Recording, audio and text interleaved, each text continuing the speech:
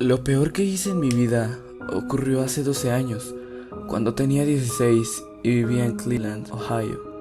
Fue al comienzo de otoño, cuando las hojas estaban empezando a tornarse naranjas y la temperatura comenzaba a decaer, haciendo alusión al torrente frío que estaba a pocos meses de distancia. La escuela acababa de empezar, pero toda la emoción de regresar y reunirse con los viejos amigos había sido sustituida por la idea de que estábamos cautivos en un lugar que solo quería cargarnos de trabajo. Naturalmente, mis amigos y yo estábamos dispuestos a hacer cualquier cosa con tal de recordar cómo era cuando no teníamos obligaciones, aquellos días de verano libres de responsabilidad. A principios de ese año, uno de mis amigos del trabajo, en McDonald's, que algunas personas creen que es algo poco convincente, pero la pasé bien allí, me había enseñado una técnica para morir con la ayuda de un asistente y regresar a la vida a los pocos segundos. Funcionaba así. La persona haría 10 respiraciones largas y profundas, y en la 10ª cerraría sus ojos, apretando los párpados, conteniendo la respiración tan firmemente como le fuera posible, mientras cruzaba sus muñecas sobre el corazón. Entonces, el asistente le daría un abrazo fuerte desde atrás, apretando las muñecas de la persona contra el esternón. En cuestión de segundos, esta perdería la conciencia. El efecto dura solo un segundo o dos, pero parecería que hubieses estado fuera de tu cuerpo por horas. Cuando retomas la conciencia, la sensación de desorientación, de no saber en dónde demonios estás o qué estás haciendo allí, es impresionante. Sé que algunas personas dirán, ¿qué carajo? ¿Eres retrasado o algo así? Y sí, ahora sé que probablemente matábamos millones de neuronas cada vez que moríamos, pero yo era un joven de 16 años, aburrido a más no poder y creía que era genial. Les adelantaría a probarlo para que lo experimentaran ustedes, pero luego de lo sucedido, nunca se lo recomendaría a nadie. Otro efecto secundario interesante de esto fue que en realidad la razón por la cual lo hacíamos es que mientras permaneces fuera de tu cuerpo siempre estás lúcido y tienes sueños vívidos que puedes recordar fácilmente al despertar. Después de todo, solo te has dormido por unos segundos. Éramos buenos chicos y nunca probaríamos drogas, así que para nosotros esto era lo que el LSD era para un hombre pobre. Las visiones o sueños están relacionadas de alguna forma con lo que veías justo antes de morir. Por ejemplo, una vez soñé que estaba escalando una montaña, estaba en la cima del Himalaya o algo así, pero había un pasamanos. ¿Quién diablos pone un pasamanos de escalera a 6000 metros de altura? Cuando volví a mi cuerpo recordé dónde estaba. Me di cuenta que había estado mirando la escalera que se encontraba en una esquina de la sala de estar de mi novia. En otra ocasión, tuve la visión de Pedro Picapiedra sonriendo, levantando de sus manos delante de un mural con el logotipo de la ERRAD. Educación de resistencia al abuso de drogas. Un programa en el cual policías enseñan a los niños de escuelas públicas sobre estos asuntos. Y cuando volví a mi cuerpo pude ver que mi amigo Brett tenía el mismo logotipo en su camiseta. Ahora, ¿dónde salió Pedro Picapiedra? No tengo idea. Nuestras visiones siempre eran sobre cosas mundanas, nunca nada raro, hasta ese día. Como dije, hacía un mes que estábamos en época de clases, y hartos de ella, habíamos pasado a salir el rato afuera. Estábamos sentados en las vigas de las torres de alta tensión, en la parte de abajo. Mi amigo Mike subió hasta el segundo nivel de las vigas para estar más alto. Era un cálido día de octubre y el cielo estaba gris. Lentamente el cielo fue oscureciendo cada vez más, y en Cleveland eso probablemente significa que en cualquier momento la temperatura podría descender, y si éramos realmente desafortunados, una lluvia helada podría empezar a caer. El aire estaba pesado y se podía oír el leve zumbido de los cables de alta tensión sobre nosotros. Definitivamente, no quería pasar los últimos momentos de una linda tarde de sábado subiéndome a una torre de alta tensión, saltar al suelo y quejarme luego del dolor en mis pies, solo para hacerlo una y otra vez como estúpidos. ¡Hey! ¡Vamos a morir un rato!, dije. Para ese tiempo dejar nuestro cuerpo no era tan divertido como cuando lo descubrimos, pero era mucho más mejor que lo que estábamos haciendo. Vince estuvo de acuerdo, igual que Richard, pero Mike, el que saltaba desde el más alto de la torre, preguntó de qué carajo estábamos hablando. Joder, ¿nunca te indujiste el desmayo antes? Preguntó Vince. Mike respondió que no. Él había pasado todo el verano en casa de su madre y no estaba al tanto de lo que nosotros habíamos hecho. Vince y yo nos bajamos de la torre cayendo de pie en el césped. Yo hice las 10 respiraciones, apreté los ojos y contuve la respiración. Entonces sentí a mi amigo presionar los brazos contra mi pecho y de repente, como si fuese lo más natural del mundo, una langosta gigante estaba trepándose a una de las torres bajo el mar. Algas marinas crecían del fondo de arena debajo de mis pies. Lo siguiente que recuerdo es que cuando desperté, Vince y Richard me estaban preguntando: amigo, ¿qué has visto? ¿Qué has soñado? La parte de detrás de mi cabeza me dolía mucho. Me estaba matando. Mierda. ¿Me dejaste caer?, pregunté. Yo no era muy pesado, pero Vince era bastante débil. Él solo se quedó mirándome y Richard me dijo que sí me había dejado caer. Me preguntaron nuevamente qué vi. Me froté la cabeza y les dije que una langosta que estaba pellizcándole la cabeza a Vince con sus tenazas. Me volví hacia Mike y le dije: ¿ves? Es increíble. Tienes que probarlo. Y una mierda, respondió. No me fío lo suficiente de ninguno de ustedes como para hacer eso. Vamos, hombre, tienes que probarlo. No es más peligroso que estar trepado ahí.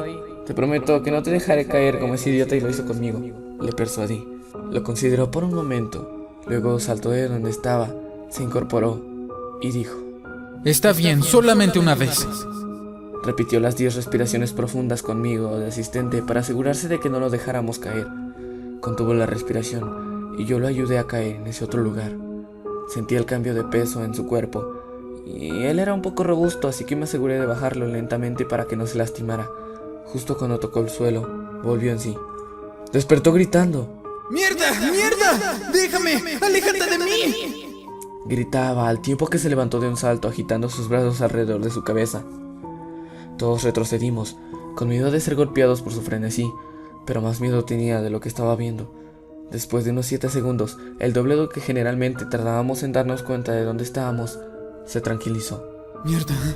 ¡Mierda! ¡Mierda! ¡Mierda! Jadeaba, respiraba con dificultad, tomando grandes bocanadas de aire. Se quedó de pie, encorvado, hasta que se cayó de rodillas. Comenzó a mecerse, retorciendo las manos y murmurando. ¡Santa madre de Dios! ¿Qué demonios has visto?, dijo Vince, pero Mike no respondía. Me le acerqué lentamente y a medida que lo hacía, lo escuchaba sollozar en silencio. Eso en nuestro mundo de machos era castigado con la muerte, pero por supuesto nadie dijo nada. Apoyé una mano en su hombro, pero en cuanto lo toqué, dio un grito y saltó para atrás golpeándose la espalda contra una torre. Se abrazó a la columna de la torre, mirándonos con los ojos desorbitados, una mirada de terror absoluto. Pensaría quizá que éramos demonios del Averno. Si en algún momento pensé que estaba bromeando, esa mirada me quitó toda la duda. Eso y lo que sucedió después. Ninguno dijo nada. A los 10 minutos Mike se había tranquilizado lo suficiente como para que Richard lo acompañara a su casa. La temperatura había decaído y comenzó a llover. Le dije a Vince que me iba a mi casa y le dije que nos veríamos mañana. Siempre pasábamos los días lluviosos jugando Mortal Kombat en nuestro SNES. Pero no dijo nada. Simplemente querría pasar un tiempo a solas para reflexionar sobre lo que había pasado, como yo. Al día siguiente fui a ver cómo estaba Mike, pero él y su familia se salieron todo el día. Le pregunté más tarde dónde habían ido, pero no me respondió.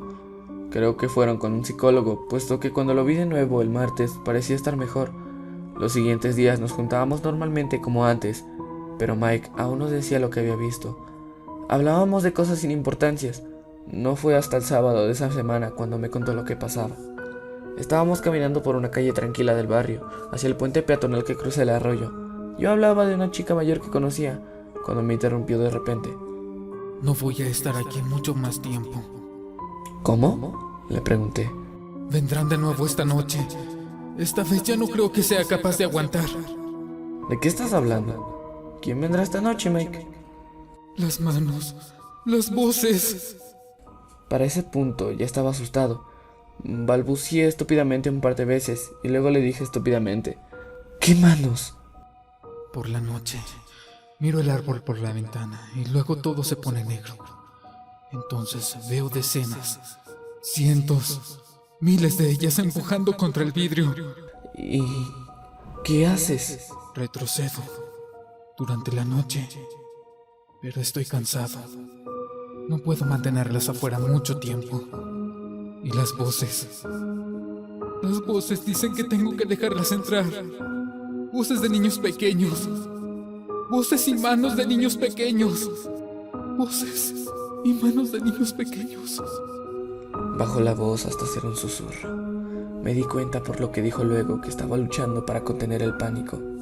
Y a veces veo sus caras. dijo con voz temblorosa. Lo acompañé a su casa.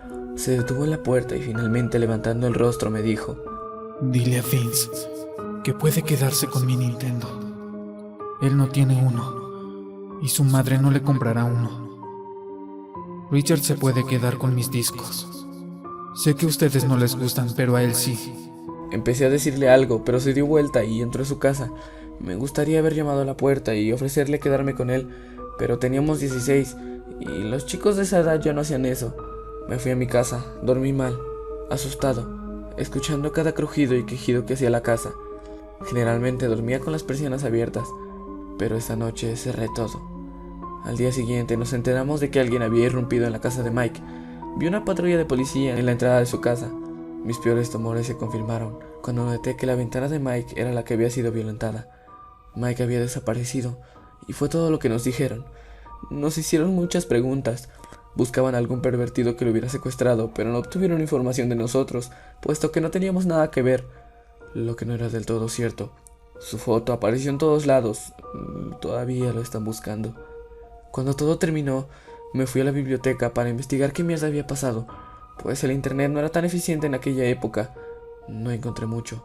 Lo más relacionado que encontré fue algo que aprendí tiempo después, en mi clase de historia universal. Al parecer, los sacerdotes egipcios usualmente se encerraban a sí mismos en ataúdes el tiempo suficiente para morir, mientras que luego eran resucitados y así podían contar lo que vieron en el inframundo el tiempo que estuvieron muertos. Solo puedo pensar que por el clima o por la electricidad en el aire, Mike pudo tener una experiencia más intensa que la nuestra. Tal vez golpearme de la cabeza me salvó de lo que él sufrió. No lo sé. Es algo que no termino de entender. A veces, acordarme de todo esto me hace temblar.